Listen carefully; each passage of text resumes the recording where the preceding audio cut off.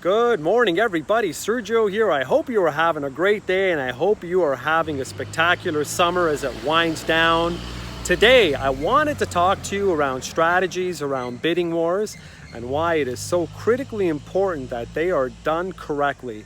And I've talked about this in other videos in the past, and unfortunately, there are times when some real estate agents, not all, some, they don't really do the right thing when it comes to bidding wars.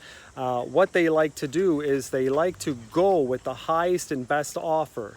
And that sounds like the logical thing to do, but I'm here to explain why that could actually blow up in your face and you could end up in a lot of trouble. So I'm going to use this example. So let's say I have a client and I'm listing their home and I'm going to put it on the market, just as an example, $499. I know that that would never happen in today's market, but let's just say $499. I'm going to set it up for a bidding war. I know that I'm going to get maybe about 10-15% more than that. Now let's say I get 3 offers. One of them is an absolute dud, but the other 2 offers, let's say I negotiate back and forth, and the best offer, the highest and best, comes back at $560,000. Got my closing date, no conditions, nothing. But let's say the second best offer comes in at $545,000. Once again, no conditions, but maybe the closing date isn't 100% what I want, but you know, the seller can live with it in the long run. So which offer do I take? So a lot of real estate agents would say, take the highest and best. $560,000, it's a fantastic offer, just take it and run. However, I'm gonna kind of throw something into the mix here. Now let's say that buyer, they're a first-time buyer, they only have 5% down, and they've been pre-approved for, let's say, a $525,000 mortgage. So they got 5% down, $525,000. You know, they figure they can beg, borrow, and steal if there's any differential there. They're gonna get the deal done.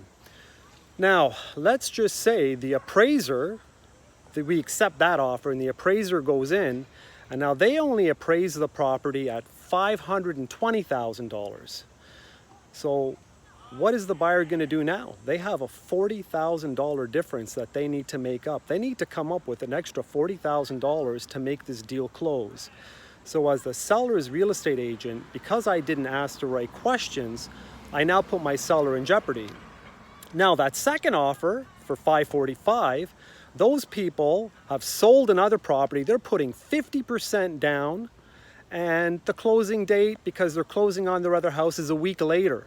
So I'm here to tell you that if I was the agent representing the seller, I would tell them to take the $545,000, because there's absolutely no risk. Even if the appraisal comes in low, it doesn't make a difference. They have the money to cover that shortfall.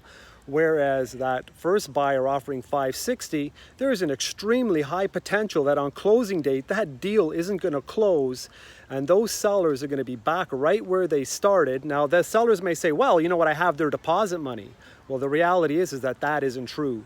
That deposit is held in a trust account until this whole fiasco can be sorted out, and that takes lawyers and that takes money, and at the end of the day, you know, the sellers, they didn't want to get involved in litigation. They just wanted to sell their home. So if an agent doesn't ask the right questions when setting up a house for a bidding war and looking at offers the right way, they could put their seller in jeopardy.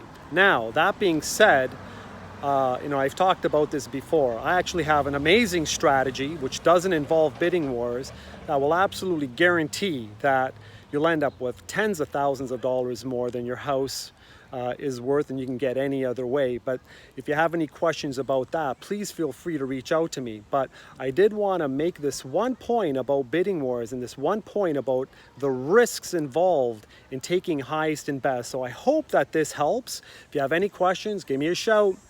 647-300-3800. Enjoy the rest of your summer. Have an amazing day.